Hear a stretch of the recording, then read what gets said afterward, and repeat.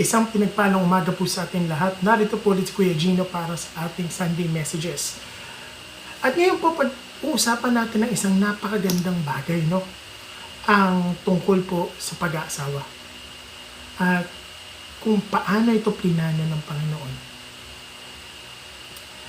Basahin natin ang Genesis 2:24-25. Babasahin ko po ito sa English Standard Version. At maaari nyo akong samahan sa kahit anong version ng Bible na meron kayo. Therefore a man shall leave his father and his mother and hold fast to his wife, and they shall become one flesh. And the man and his wife were both naked and were not ashamed. Panginoon, maraming salamat po sa umagang inyong binigay sa amin sa araw na ito kung saan pwede ka namin pagmalaki sa buong mundo. Panginoon, naalay namin itong araw na ito sa iyo, sa pag-aaral ng iyong salita. At nawa, Panginoon, sa umagang ito ay matutunan namin kung ano ang iyong gustong ipahayag sa amin tungkol sa katotohanan ng pag-aasawa. Panginoon, buksan mo ang aming puso, aming isip, ang aming damdamin sa mensaheng ito. Na naway makita namin ang iyong katotohanan at itulak kami na itong mga salita mo upang sundin ang iyong mga utos sa aming buhay. Dinadasal namin ito sa ngalan ni Jesus. Amen. Kung titignan natin ang mundo ngayon, ang panahon ngayon, no? Napakalayo na ng konsepto ng pag-aasawa ngayon sa konseptong na nabuo ng Panginoon noong umpisa. Napakalaki na ng agwat ng concept o pag-iisip natin, ang ating idea tungkol sa pag-asawa ngayon ay sa 2,000, 3,000 or yung umpisa pa lang ng mundo. Na ang masakit sa laki ng diferensya naging napakababa na ng tingin ng tao ngayon sa pag-aasawa. Kasi sa panahon ngayon, no, ang pag-aasawa, ang focus ng pag-aasawa ay para na sa sarili. Para masunod natin yung gusto natin. At ang goal, kaya tayo nag-aasawa sa panahon ngayon, ay para na lang maging masaya tayo.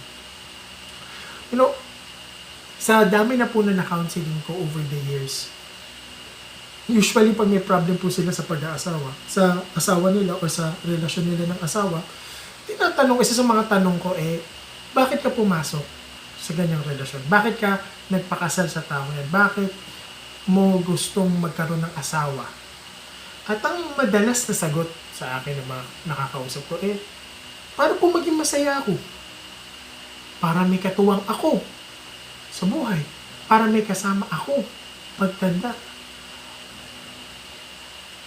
Kasi masaya ako sa kanya. Kung papansin nyo, ano yung common word doon? Ako. Naging sarili na. Self-centered. Dahil sa sinful nature ng tao, yung self-centered na ang marriage. At dagdag pa natin yung influence na nakukuha natin sa media tulad ng sa TV, mga palabas sa television na puro kapit, puro live-in na relasyon, puro legal versus kabit, o first family saka second family, mga anak sa labas. Tapos, sabayan mo pa ng mga pelikula na tungkol sa mga ganitong bagay na nagtuturo ng maling concept ng pag-aasawa. At dagdag mo pa, patong pa natin sa panahon ngayon, yung social media. Yung sa internet, ano napapanood natin, ano nakita natin sa YouTube, ano nababasa natin sa Facebook. Yan pong mga bagay na yun na nagkumpul-kumpul at binigyan tayong maling idea, maling konsepto at mababang konsepto na sa pag-aasawa. At dahil sa makasarili at maling pananaw na ito, nagiging ang focus na ngayon ng mundo, ang focus natin sa buhay, lahat ng ginagawa natin ay para na sa sarili. Sabi mo nga kanina, kaya nag-aasawang iba. Kasi gusto nila maging masaya. Lahat puro kanila, lahat puro sarili. At isipin mo, kung ikaw, ang focus mo sa pag-asawa ay para maging masaya ka, at ang asawa mo ganun din, focus niya para maging masaya ka, hindi magkaroon ng divide, napakalaking divide. At yun ang rason, kaya maraming pag-aasawa ngayon, maraming marriages, maraming pagsasama naghihiwalay. Kasi gusto niya kanya, gusto rin niya kanya. So, magkahiwalay kayo na pinupuntahan.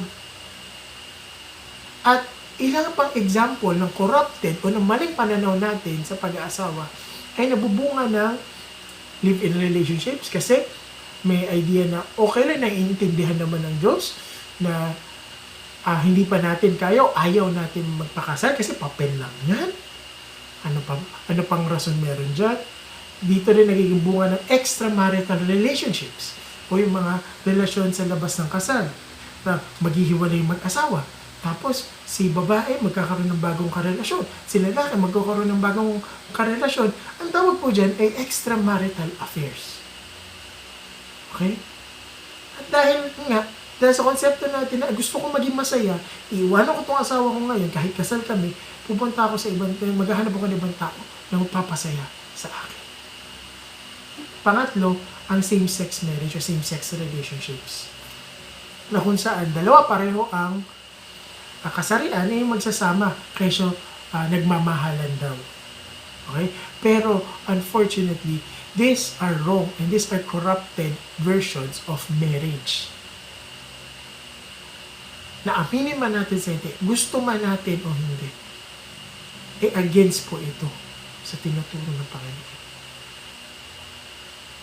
I'm sorry po kung may mga nanonood o nakikinig ngayon na nasa ganyang sitwasyon, pero kahit balik-balik na rin natin ang Bible, ang mga maling konsepto ng pag-aasawa at pagsasama ay hindi po katanggap-tanggap sa Panginoon.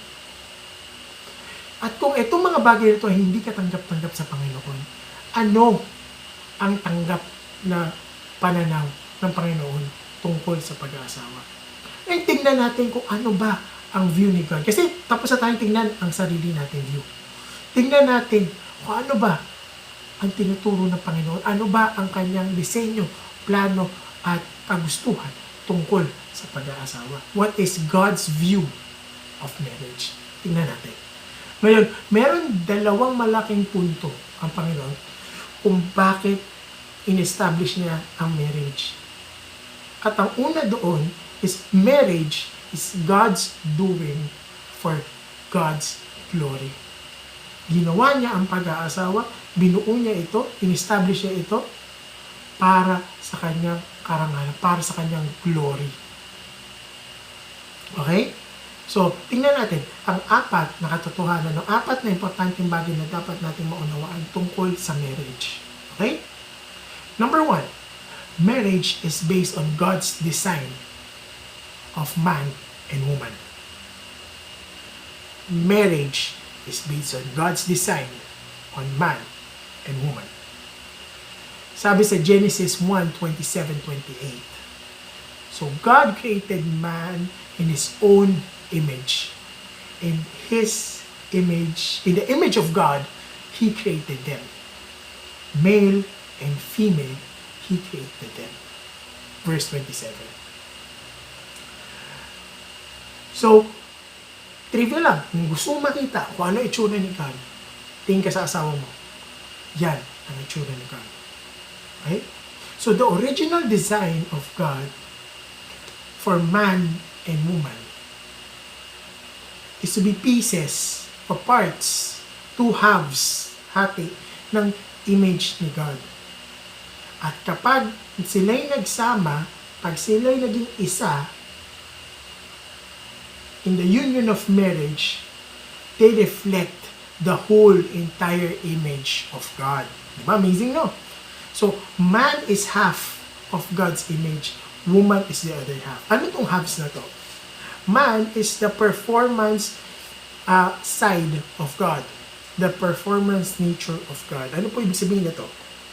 Sa Genesis 1, kung babalikan natin, ang walang ginawa ang Panginoon doon, walang ibang ginawa ang Panginoon, di gumawa ng gumawa.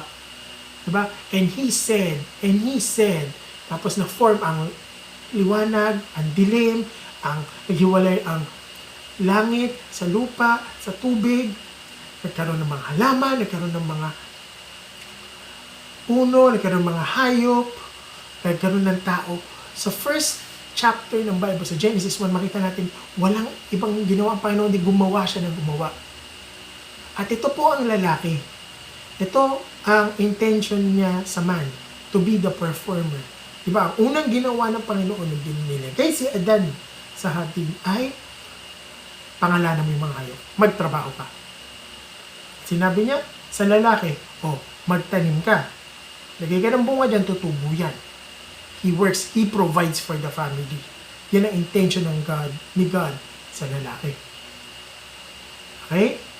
So that is the performance side ni God. Nagre-reflect sa man. Kaya ang lalaki ang madalas itatrabaho. Kaya mas malaki ang katawan ng lalaki kasi ang intention niya ay magtrabaho. Kumilos. At kung yan ang intention sa lalaki, ano naman ang intention sa babae? The woman is the relationship side of God. The heart reflects the heart of God. Kaya mas emotional, kaya mas madamdamin ng babae sa lalaki. Kasi the woman symbolizes the heart or the emotion, the relational side of man. Paano natin nasabi to? Sa Genesis 2, kasi in Genesis 1 and Genesis 2 ay halos parehong story. The story of creation. Yun lang, titignan siya on different perspectives. Genesis 1 shows how God made everything. His power of making things. Sa Genesis 2 naman, pinakita ang heart ni God, ang relational side. Kasi nakita niya si lalaki, si Adan. Ginawa niya. At sinabi niya, it is not good for man to be alone. So, let us make a suitable helper. Sa Hebrew, it's ezer kenegdo. Suitable, exact fit helper. Hindi katulong, hindi yaya, hindi helper. Assist. To provide assistance, to provide support. So, yun po ang intention ng babae. Relational siya. The woman relates to the man. And the man provides for the woman. So, pag pinagsama mo ang strength ni God at ang strength ng lalaki at ang puso ng babae, pag nagsama sila sa marriage niya, they reveal the whole image of God. Ibang galing. Kaya nga po sabi ng first point natin about marriage is established based on God's design of the man and the woman. At ano ba ang kadugtong pa nito? I-design ni God ang lalaki at babae na to bear fruit. Sabi nga sa verse 28, and God blessed them.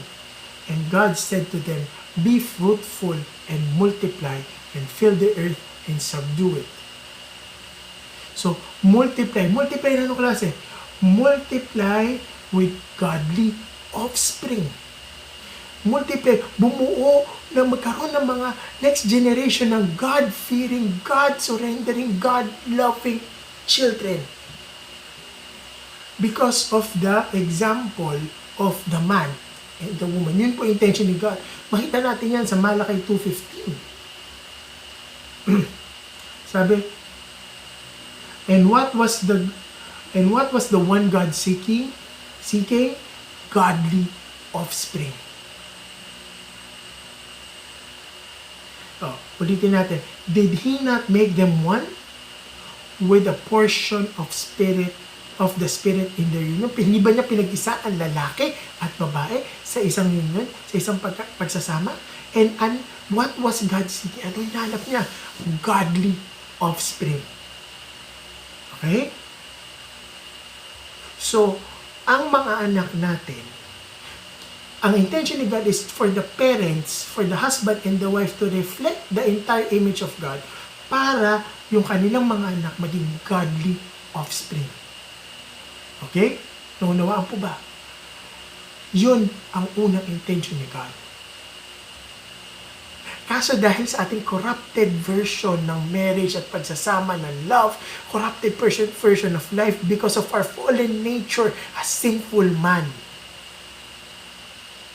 nalalayo tayo. Dahil iniisip natin, marriage is for ourselves, para may masaya tayo. At pag may mga anak tayo, binigyan tayo ni God ng anak para mapasaya tayo. Sila ang ating joy, sila ating happiness, sila ang source of happiness natin. No! That is not God's intention for the children. Children are not made for our happiness. Our children are given by God to be godly offspring, and we should be setting the example. Okay? We are the ones to set the example for them to become godly offspring. Remember, the fruit never falls far from the tree. Kung gusto natin ng mangga, magtatanim tayo ng puno ng mangga para magkaroon tayong bungang mangga. Same goes, ang puno ng mansanas ay mamumunga lamang ng mansanas. At ang grapevine ay magkakaroon lamang ng grapes. Never pong mangyayari na ang mangga mamumunga ng ampalaya. At ang mansanas mamumunga ng mamumunga ng ubas. That cannot be.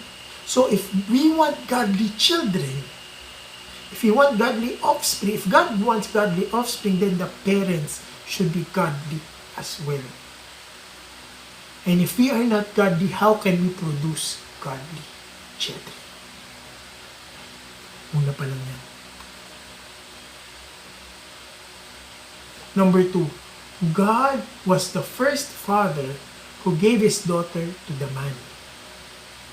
So, nung ginawa ni God si Eve, syempre, siya yung naging tatay at ang anak niya, si Eve, binigay niya kay Adan sa marriage. Pinagkatiwala niya sa lalaki sa marriage. So, kaya po may practice sa marriage, sa wedding ceremonies, na yung lalaki ibibigay ang kanyang anak na babae dun sa lalaki. Si God po ang nag-umpisa na. And number 3, God spoke the design of marriage in existence.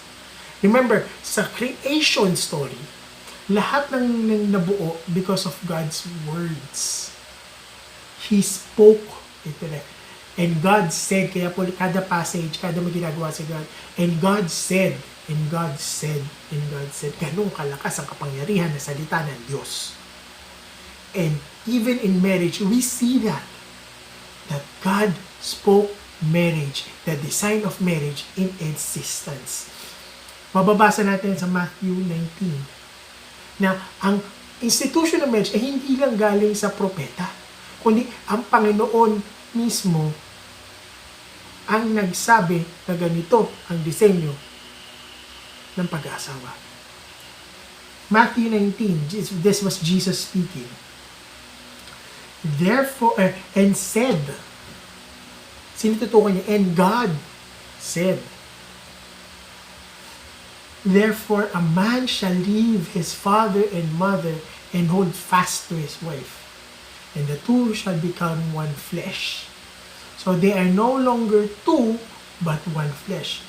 Ito pa, therefore, what God has joined together, let no man separate. What God has joined together, let no man separate.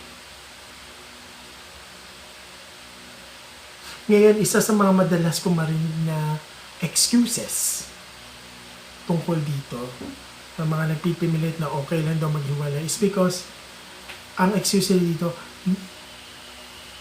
sabi nga, di ba, let not man separate. Paano ko si God mismo mag-separate? Remember, God is a faithful God. He does not go back from His word. Kung ano sinabi niya, He sticks to it.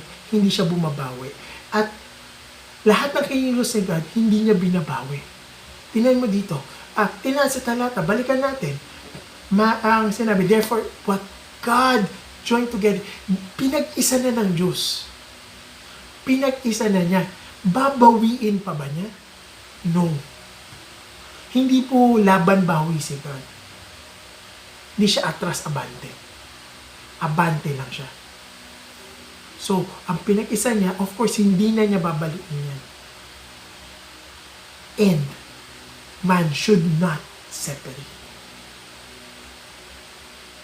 Okay? So, ano ang titingnan natin? May apat na points pa dito.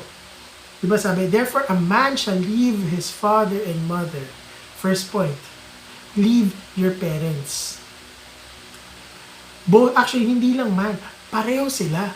The man and the woman should leave the parents both physically and spiritually. Paano ba ginagawa ito? Paano natin iniiwan ng parents natin the right way? Hindi yung basta, tsapwera mo yung magulang mo. Hindi ganun. There's a right way of doing it. Number 1, stop depending on your parents. Okay? Yes, parents, sabi nga sa 10 Commandments, honor your mother and father. Sabi po, honor. Hindi sinabing obey all the time. Honor, respetuhin mo sila. Pero hindi dapat all the time sila masusunod. Kasi once you enter a marriage relationship, your priority is your husband or your wife. Okay? So, ang una mong papakinggan ay ang asawa mo. Ngayon, kung hindi ka sigurado kung tama sinasabi ng asawa, that's when you consult others. Pero ang priority mo papakinggan ay ang asawa mo. Okay? Are you listening to this? Number 1, stop depending on your parents. Pag mag-asawa na kayo, hiwalay ka na sa pamilya mo. Detach yourself from them. Bumukod kayo, magkaroon kayo sarili nyong bahay, whether rented, pwede mag-umpisa kahit rent, upa ka lang. Para at least may ma-start. Okay? Ano pa? Kailangan, may iba kasi na magulang, of course, magulang, tao yan sila, may nagagawa silang mali sa atin, lalo na pagdidisiplina when we're growing up. Dahil doon minsan, kunyari, nasabihan ka ng magulang mo na ang hina-hina mo talaga mag-aral. So, hanggang sa lumaki ka, dala-dala mo yung pain na yun.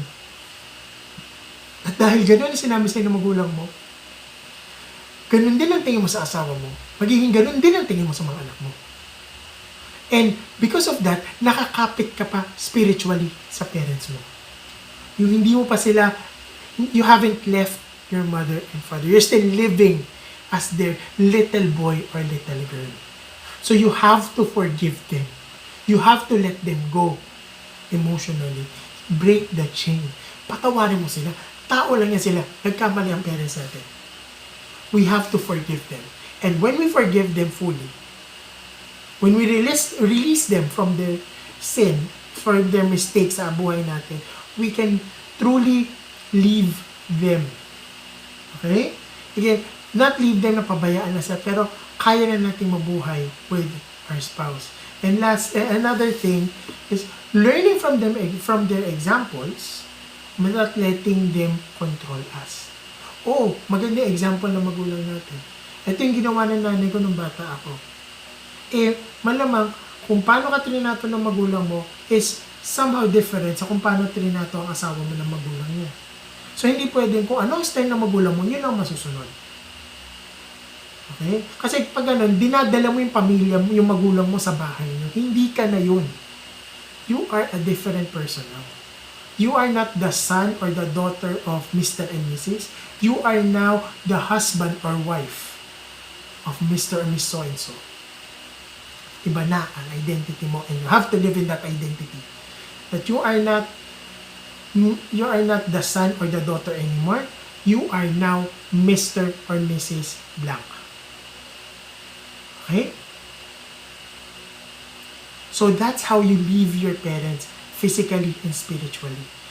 You cut those wrong ties and make new ties. Now, kaya sabi, hold fast to his wife.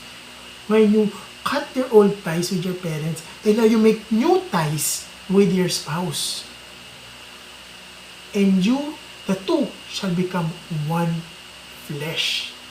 Iisa na lang kayo. Okay?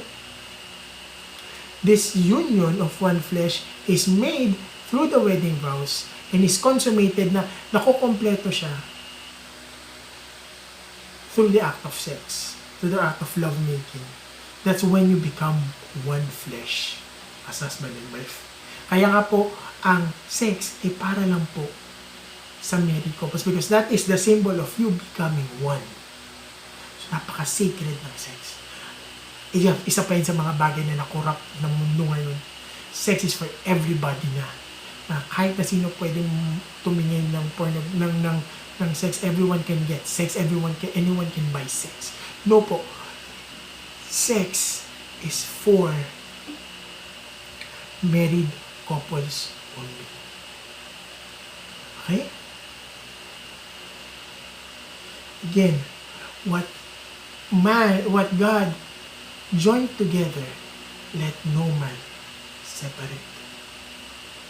Okay? It is God who united the man and the woman in marriage. It is not just the man alone.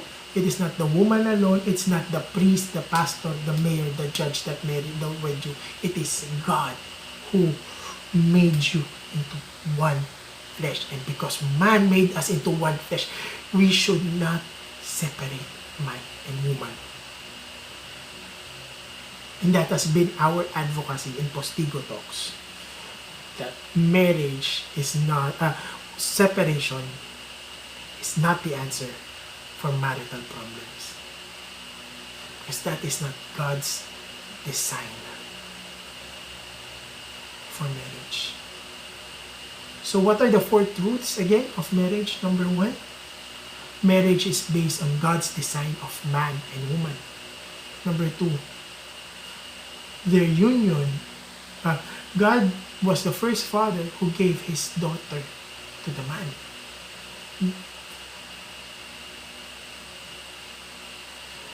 Number 3, God spoke the design of marriage. And number 4, the union of the man and the woman is made by God. It's not us, it is not by man, but we are together as husband and wife. It is by God's design and God's grace na pinagsama kayong dalawa.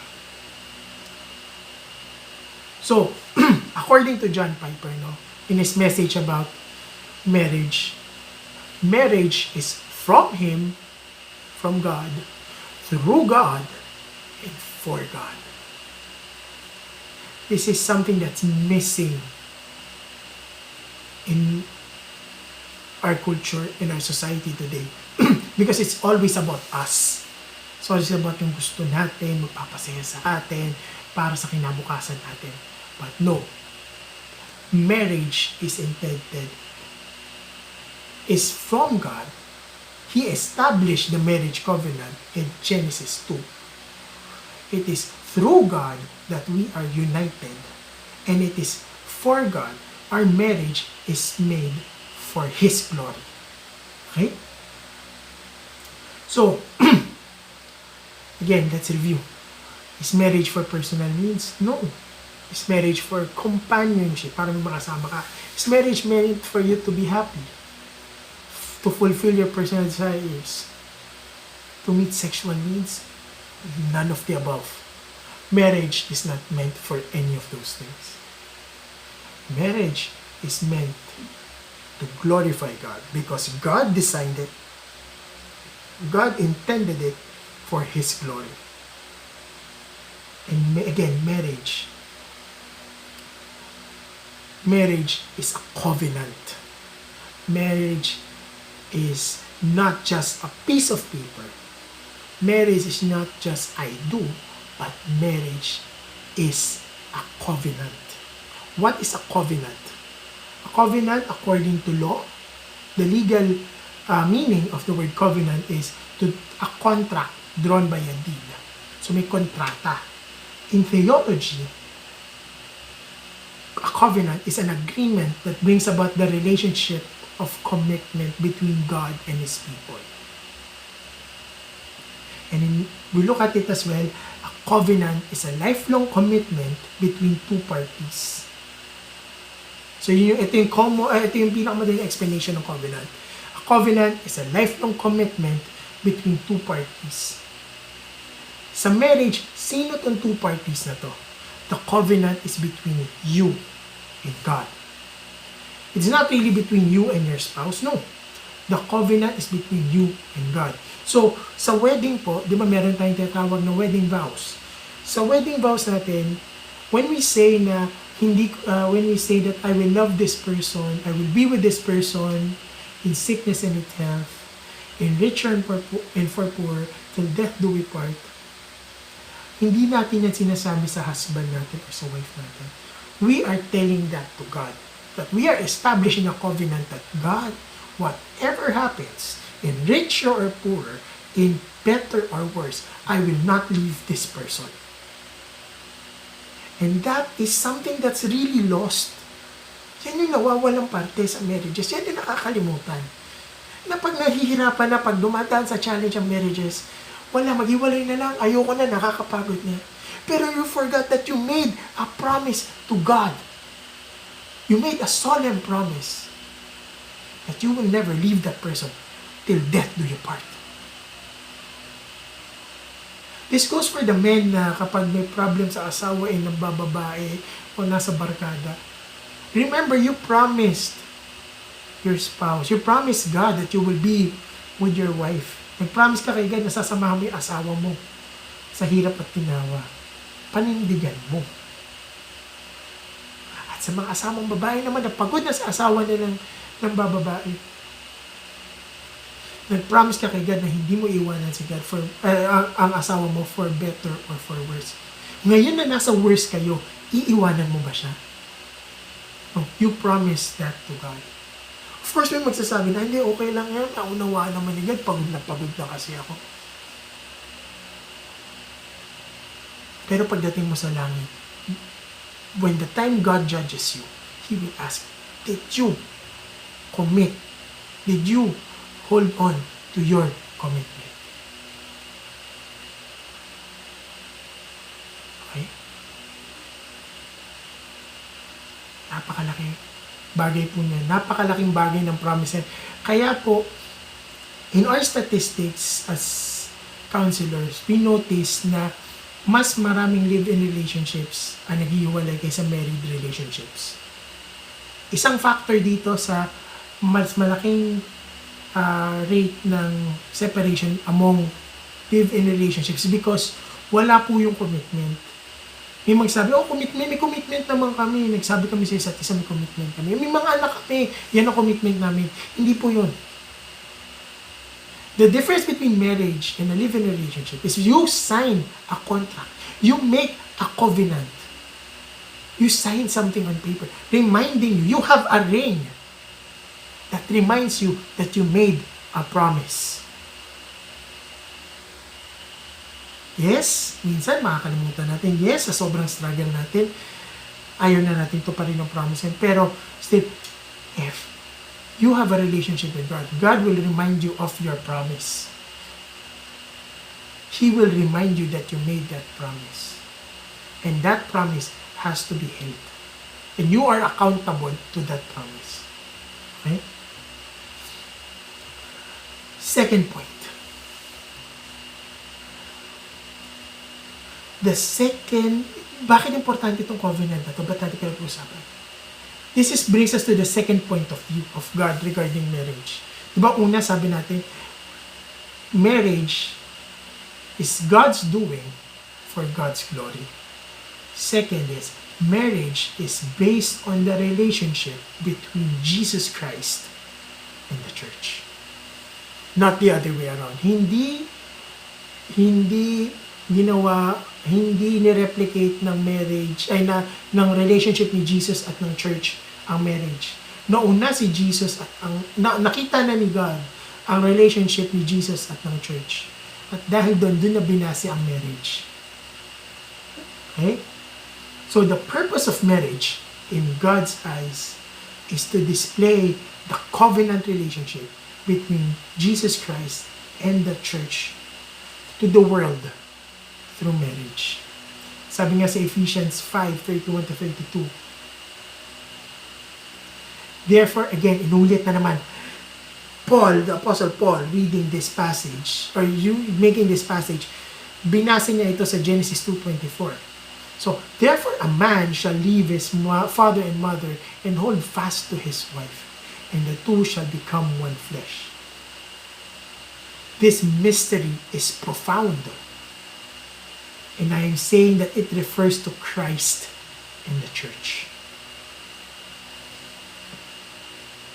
So yung union ng babae at lalaki to become one flesh is a reference to Christ and the church. Paano po nangyari ito? Remember, the church in the Bible, in the New Testament, also called the bride of Christ. And Jesus also referred to as the groom. So the bride and the groom, the husband and the wife, the man and the woman. So Jesus is the reflection of man, the performance-oriented being that did everything. And the church is the bride of Christ. So, kung paano, balikan natin, no? Tingnan natin ito ngayon sa ganitong lens. So, therefore, a man shall leave his father and mother, shall leave his parents. So, ano bang ginawa ni Jesus? He left heaven, the kingdom of his father. Saan siya ang King of Kings, Lord of Lords, the Prince of Peace. Umalis siya sa heaven. He went to earth. Diba? He became man. So, ito yan. Shall leave his father. The next, to hold fast to his wife. Anong ginawa ba niya dito sa mundo? He started changing the world. He started establishing the church. Again, church or ecclesia is not an organization. It's not a building, but it's a group of people. At ano ba ang naging bunga ng ginawa ni Jesus? Nagkaroon ng Christians. Yun na buong ecclesia o church. So he holds fast. Diba sabi ni Jesus, I will be with you always.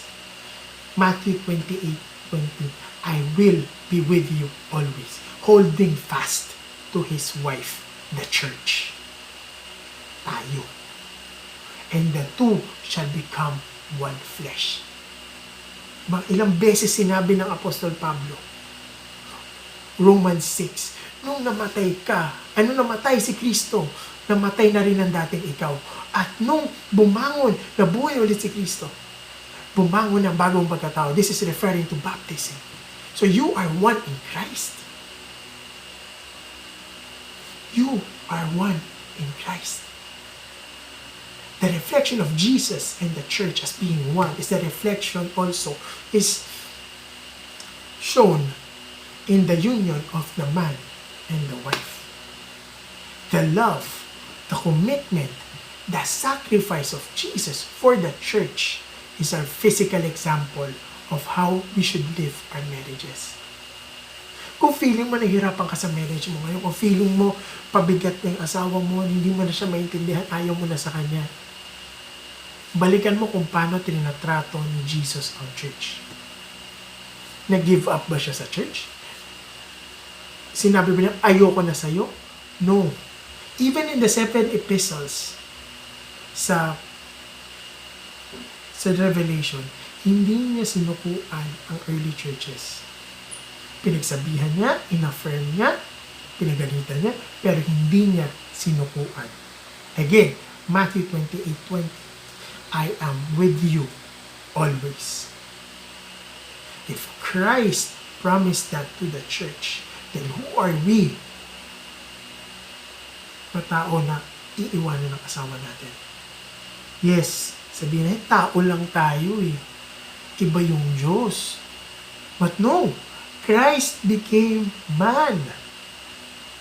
Nagutom si Kristo, inantok si Kristo, napagod si Kristo, niloko si Kristo, iniwan si Kristo. He experienced what you experience in life, what I experience. He went through worse. He even died. He became human and did all these things and also did more. He even died. I'm sure wala pa sa ating namamatay kahit once. So we cannot say na tao lang tayo because Christ became man. That is one of the reasons why Christ became man, is so that He can relate to you and say, anak, kapatid, alam ko pinagdadaanan mo. Mahirap, masakit, minsan hindi mo na kaya. Pero kung nakaya ko, gayahin mo ako. That is what Christ telling you right now. Kapatid, kung sino man na nakikinig ngayon, nanonood ngayon, this is, I don't know kung para kaninong message na to. This is not part of my original message, pero this is what Christ is telling you right now. Whatever you're dealing with, whatever problems you have,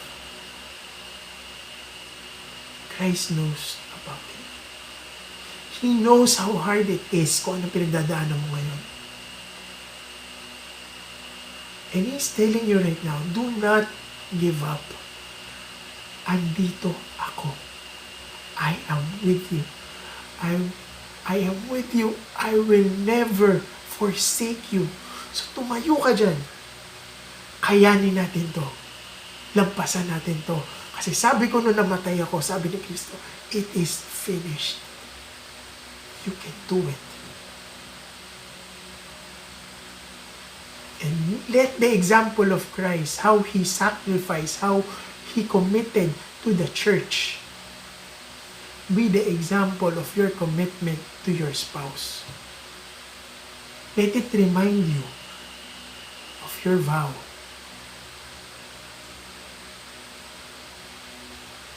Na hindi mo iwan ang asawa mo. Because holding on to that vow, God will empower you, God will help you, God will give you your strength na hindi mo alam kung saan galing para labanan ang struggle mo and to overcome.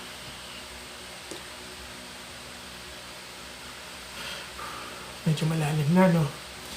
But that is the profound mystery of the union of man and woman as seen in Jesus and the church. Jesus paid the cost. Kasi po, sa Jewish culture, marriage has a dowry. Kasi may kailangan kang bayaran na amount para makuha yung bride. And Jesus paid for it and more with His blood. And His blood cleanses the church. The blood cleanses the wife so He can present the wife as clean and pristine to God the Father, the Holy God. So yun ang union ng man and ng woman na dapat maging example natin. Makikita natin ito. And Jesus made the new covenant with the church. In Luke 22:20, we see, and likewise the cup after they had eaten. This is referring to the Last Supper. This cup has been poured out to you.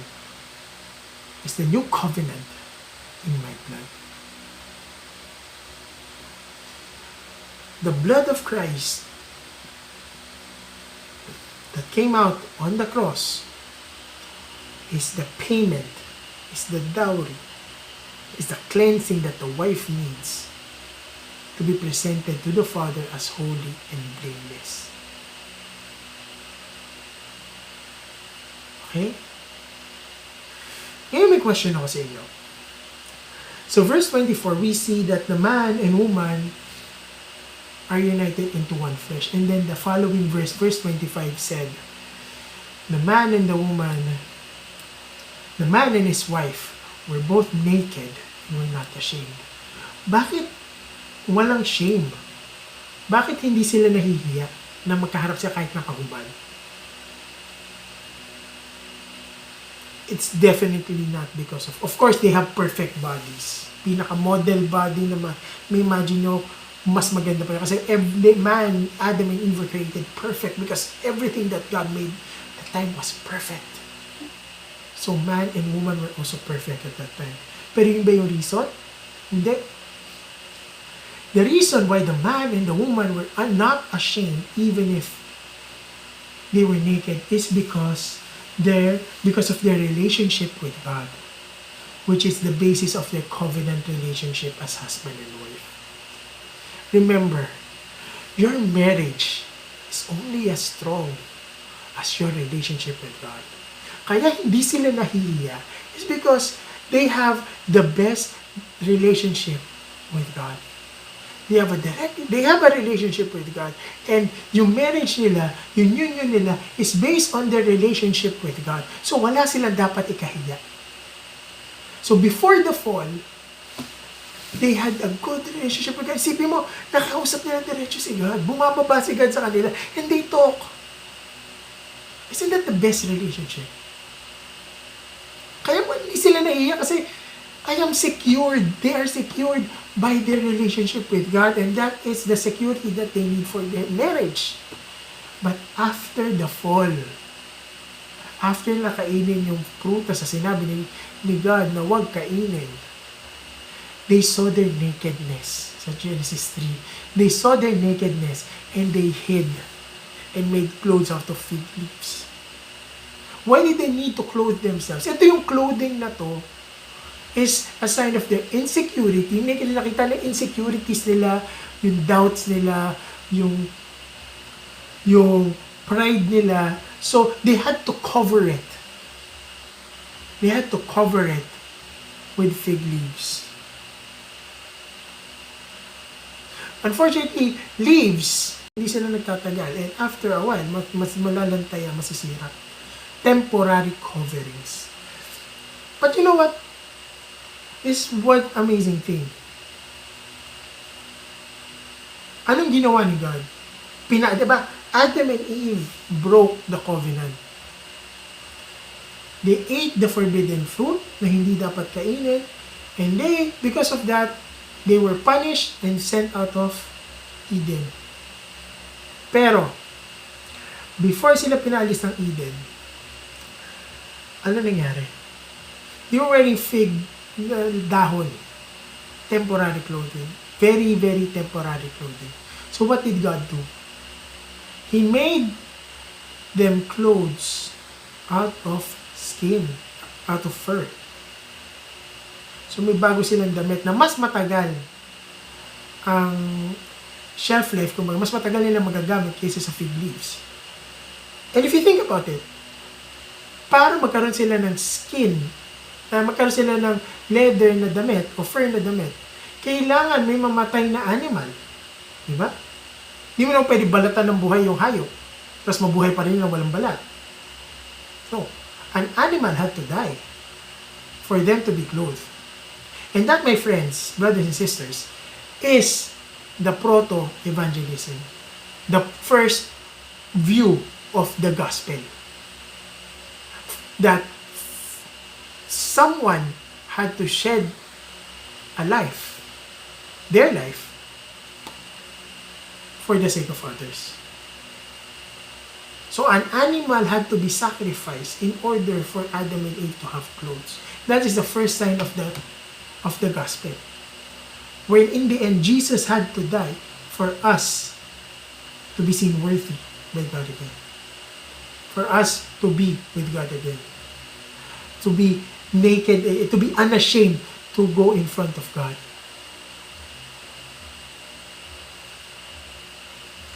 So, mabalik ako sa topic. No? So again, before the fall, they had a good relationship with God. That's why they were naked and unashamed. Walang pakialaman. Kasi God has me covered. But because of the fall, because na-break ang relationship, ang covenant nila with God, nakita na insecurities, nakita ang pride, nakita ang weaknesses, so they had to cover themselves. A marriage relationship without God is just the same. Your marriage, na wala si God sa center ng relationship nyo, will cause you to have doubts, will cause you to have insecurities, will cause you to have pride. Therefore, you cannot face your husband or your wife naked. Marami kang kailangang i-cover. But when God is in the middle of your relationship, if you have a relationship with God and He is in your marriage, I tell you, you can face your husband or wife naked. Not just physically, but spiritually. Walang pretensions, walang insecurities, walang doubts, walang covers. And you will be unashamed to talk to your wife. You will be unashamed to face and to have your relationship with your spouse because of your relationship with God. Again, your marriage is only as strong as your relationship with God. Normal sa isang relationship mo na matest, magkaroon ng challenges. And if God is not the center of your relationship, you will break down. You will be tired. Kaya maraming sabi, pagod na ako kakalaban. Pagod na ako sa problema to. Pagod na ako sa ginagawa niya sa akin. It's because you're fighting the wrong fight. You're fighting it by yourself. Where in fact, hindi naman dapat ikaw mag-isa lumalaban yan. Yung problem mo sa asawa mo, it reflects on your relationship with God. Kasi if you have a good relationship, you have a strong relationship with God, then you can fight your battles. You know, God rather will fight the battles for you. So wala kang gagawin kung hindi magtiwala sa Kanya to give it to Him. But if you don't have a relationship with God, ikaw ang lalaban, mapapagod ka lang. Kasi sa totoo lang, hindi naman yung asawa mo ang kalaban mo. Ang kalaban mo ay ang demonyo at yung mga traps, yung mga lies na tinatanim niya sa buhay ng tao. You cannot defeat the enemy. You cannot defeat the devil by yourself. Pero si Jesus Christ, He already defeated the enemy. Let Him fight for you. How can He fight for you? Have a relationship with Him. And He can fight for you. He will fight for you. That will make everything not easier, but better. Okay? So, in closing, is marriage just about love and happiness? No, by all means not. Marriage is about covenant keeping. Your promise to be with your spouse until death is your commitment to be with that person, to help that person, and to stay with that person, even when it hurts. Mahirap, masakit, yes. But again, if you have that relationship with God, it is possible. Sabi naman ni God with man, it is impossible. But with God, nothing is impossible. Hindi niya sinabing everything is easy with God. No. But everything is possible. Nothing is impossible with God. All you need is the right relationship with God, the right obedience, the right fellowship with God, to reflect God in your relationship with your spouse, to make it the right relationship. Yes, we go through challenges, difficult moments in our marriage life, where gusto mo nang sumuko, iwanan na lang yung asawa mo, o patay mo na lang yung sarili mo. But it does not mean that we should give up, leave our spouse, or look for an excuse. Again, your marriage is a reflection of your relationship with God. If you don't have a relationship with God, God is using your marriage to tell you that na wala tayong relationship. So have a relationship with God. Have the right relationship with God. And your marriage will follow. And if you have a relationship with God, but not a strong one, not a good one, then that is also God's wake-up call for you. He's telling you right now, anak, mahina na connection natin. 1 bar na lang. Baka naman. Diba? He's using the problems in your marriage to show you how strong your relationship with Him is. And kapatid, heed that call. Heed the call. Go back to God. Go back to your relationship with Him. It's never too late. It's just waiting for you. Waiting for that moment that you will turn back to Him and see the error of your ways. And say, Lord, you're in control. Let us pray. Lord, maraming salamat sa mensahe mo sa amin ngayong umaga. Lord, we raise up our hearts to you, O Father. We raise this journey that we have in our marriage. Thank you, Lord, for revealing to us kung ano ba talaga ang marriage according to your plan, according to your will, according to your design. And Lord, just as Jesus is faithful to the church, may we be faithful to our spouses, to our covenant, our promise to our spouse na hindi naman siya iiwan. Lord, remind us of our relationship with you. That may our relationship be as strong as Jesus has with the church. So that our relationship with our spouse will be strong as well. And may you be reflected, be magnified, be glorified by our marriage.